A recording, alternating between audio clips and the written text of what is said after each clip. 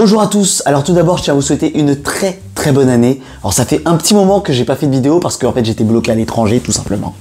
Ce sont des choses qui arrivent. Ah oui, on part en vacances et quand on veut revenir on est positif alors on est bloqué. J'étais loin d'être à plaindre. Non, ça va. Enfin bon, j'ai pu revenir à Paris donc maintenant tout va bien. Enfin, tout allait bien jusqu'à ce que j'entende ça.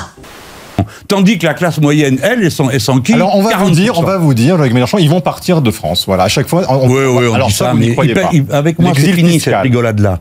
Pour la raison que je crée l'impôt universel, c'est-à-dire que où que vous soyez, même en enfer ou au paradis, je vous retrouve et je vous fais payer parce que vous êtes français, la part que vous devez à l'État français, en plus de ça. À première vue, on se dit que c'est peut-être un petit peu démago, un peu comme l'ISF écolo, j'ai oublié le nom là. Ça me revient pas. Et toi tu vibres la compte de Mais on va approfondir un petit peu, voir si ça l'est effectivement. Est-ce que c'est faisable ce qu'il dit? Parce qu'il y en a marre des propositions qui mènent à rien. Moi, je veux des trucs qui sont faisables. Après, on est d'accord, on n'est pas d'accord, c'est encore une autre chose. Avant d'y répondre, je vous invite à vous abonner, liker, activer la cloche pour avoir les notifications et... générique.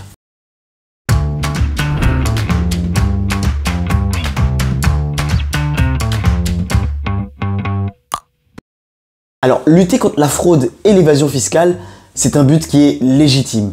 Et ce qui est bien dans une campagne présidentielle, c'est qu'on a un lot de propositions qui sont assez farfelues, qui devraient permettre d'y parvenir. Eh bien, Jean-Luc Mélenchon, ça fait des années qu'il parle de l'impôt universel, et je suis pas sûr que tout le monde en mesure bien l'impact. Concrètement, pour faire simple, l'idée c'est que dès lors que vous avez la nationalité française, où que vous soyez dans le monde, vous avez des obligations fiscales en France, et donc potentiellement des impôts dans ce pays, alors que vous êtes ailleurs. Bah oui, parce que depuis la nuit des temps, ceux qui se disaient que les impôts en France étaient trop élevés, ils avaient qu'à partir à l'étranger pour en être libérés. Et jusque-là, jusqu'aujourd'hui, ça marche plutôt bien, sauf en cas de requalification de votre résidence fiscale. Mais ça, c'est un autre débat que je n'ouvrirai pas aujourd'hui. Et bah donc ces gens, dans tous les cas, ils pourront plus y échapper en allant à l'étranger. Et ça, c'est une révolution. Et ça, comprenez bien, c'est un changement fondamental de notre système fiscal, puisque actuellement, on parle de territorialité.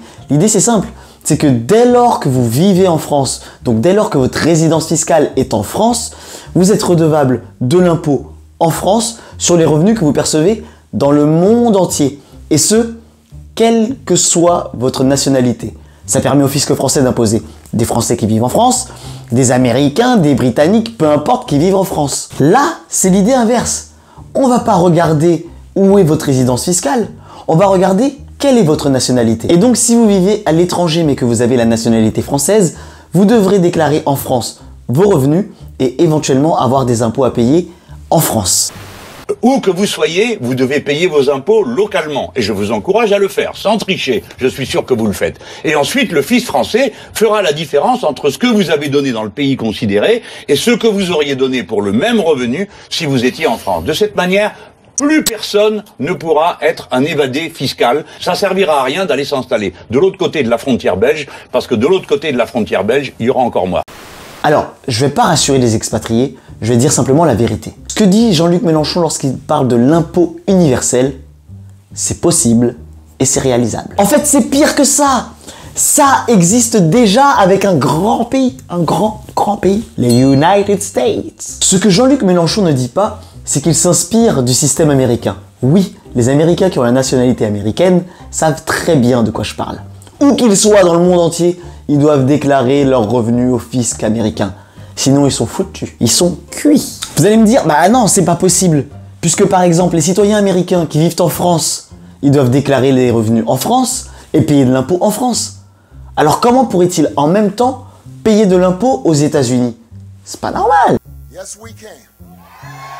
Yes, we can. En fait, ils vont payer de l'impôt en France et passer certains seuils, ils vont être également redevables de l'impôt aux États-Unis. Et surtout, ils ont des amendes si jamais ils déclarent pas leurs comptes qu'ils ont à l'étranger. À l'étranger, c'est-à-dire en France. En fait, pour mettre en place un tel système, c'est très simple. Il suffit d'imposer aux États, comme par exemple la France, de donner aux États-Unis toutes les informations qu'ils ont sur leurs contribuables qui ont la double nationalité ou alors la nationalité américaine. Dans tous les cas, les Américains doivent être au courant des affaires financières de tous les Américains dans le monde où qu'ils se trouvent. C'est ce qu'on appelle le FATCA.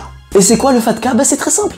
C'est un contrat que les États-Unis font signer à tous les États pour que les États et les banques se débrouillent mais je dis bien se débrouille pour donner les informations sur les citoyens américains où qu'ils se trouvent. Et pourquoi les US ils peuvent faire ça? Bah peut-être parce que c'est la première place financière du monde. Et que si les États et les banques des États ne veulent pas signer FATCA, bah ils travailleront plus aux États-Unis. HSBC, ça dégage là. BNP Paribas, allez, ça dégage, tout le monde. Allez.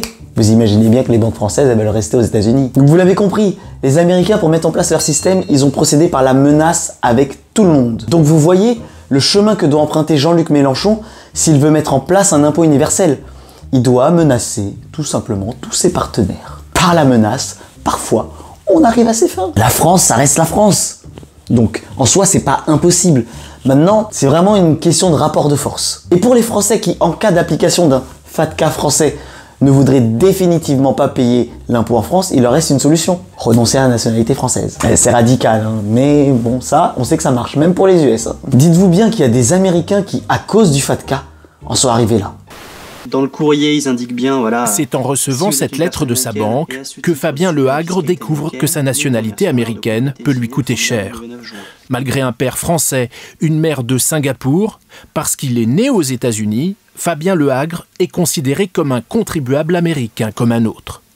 Même s'il vit à Paris depuis l'âge de 6 mois et paye déjà ses impôts en France, le fisc américain lui réclame toujours plusieurs arriérés.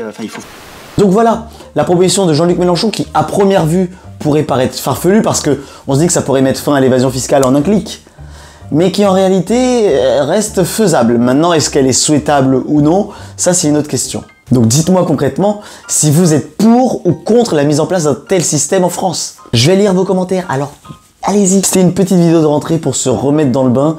D'ici là, peut-être que j'analyserai d'autres propositions de candidats à la présidentielle. J'ai bien dit peut-être, parce que autant vous dire qu'actuellement les propositions sont assez faibles. Moi, je veux des choses intéressantes qui impactent, qui changent quoi. Parce que là, en ce moment, c'est passe sanitaire, passe vaccinal. Tant que ça ne devient pas le passe fiscal, on va dire qu'on est content. Enfin bon, on en reparlera. N'oubliez pas le pouce bleu si vous êtes resté jusque là. Abonnez-vous, encore une fois, likez la vidéo. Et je vous dis à bientôt pour une prochaine. Ciao!